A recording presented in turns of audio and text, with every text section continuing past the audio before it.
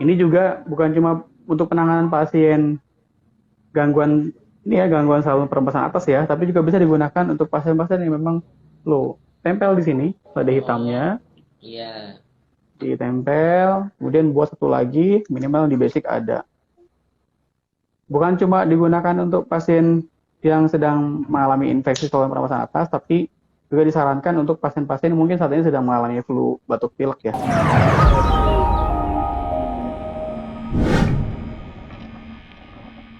Terapi lanjutan menggunakan biji, kita bisa treatment menggunakan protokol biji pada area paru-paru, pada zona paru-paru menggunakan lada hitam.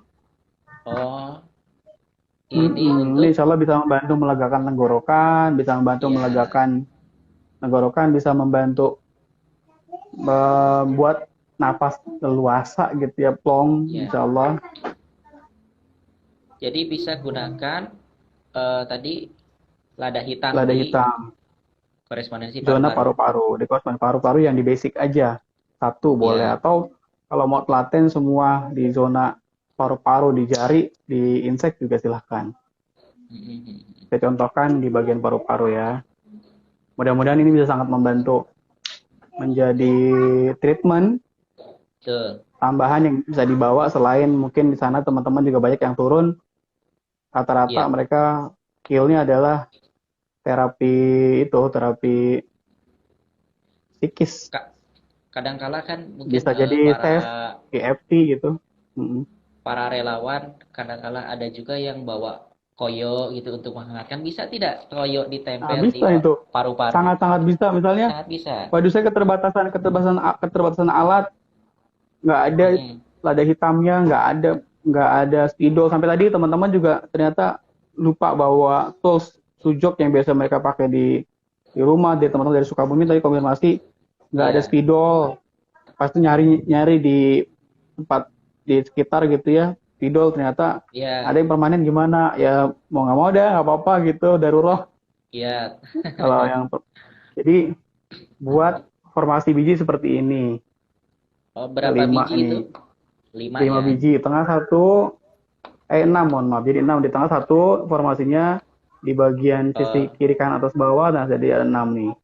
Nah oh bagian tengah dilingkari ya. ini ya dilingkari lima lada hitam, kemudian tempel di bagian Paru-paru. korespondensi paru-paru, di zona paru-paru di korespondensi basic. Ini juga bukan cuma untuk penanganan pasien gangguan ini ya, gangguan saluran pernapasan atas ya, tapi juga bisa digunakan untuk pasien-pasien yang memang low. Tempel di sini lada hitamnya, Oh, iya. ditempel, kemudian buat satu lagi, minimal di basic ada. Bukan cuma digunakan untuk pasien yang sedang mengalami infeksi saluran pernapasan atas, tapi juga disarankan untuk pasien-pasien mungkin saat ini sedang mengalami flu batuk pilek ya, Betul. batuk pilek. Jadi memang Jadi sama-sama menggunakan tujuannya lada untuk hitam di korespondensi paru-paru. ya sama-sama digunakan untuk tindakan atau untuk protokol tonify, Betul. tonifikasi, menguatkan.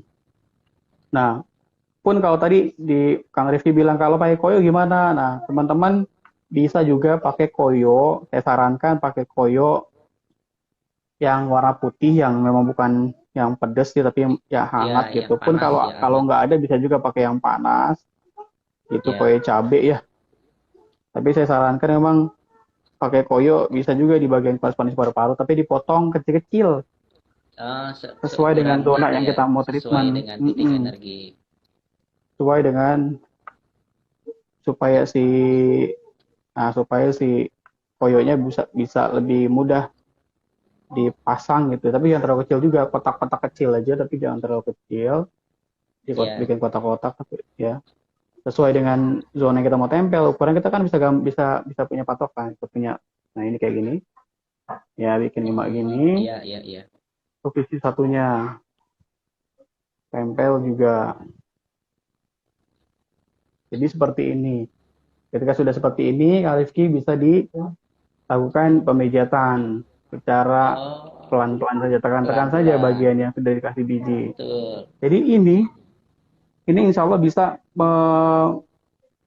memberikan stimulasi ke organ paru-paru supaya tadi kalaupun misalnya ada penyempitan karena faktor Iya, infeksi, peradangan gitu ya, dia bisa membantu menstimulus paru-paru supaya si salurannya, bronkusnya bisa bisa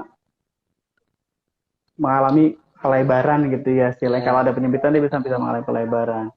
Jadi sangat mudah sekali ya, ini Kang Novian ya, untuk Ya, mengatasi gangguan saluran pernapasan ya bagian atas.